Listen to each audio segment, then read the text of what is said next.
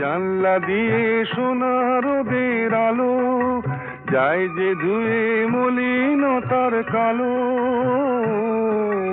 দরজা খুলে ফুলের হাসি দেখতে আমি পাই, প্রতিদিন দেখতে আমি পাই।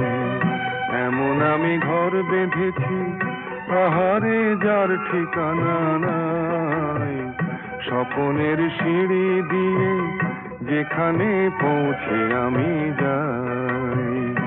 এমন আমি ঘর বেঁধেছি।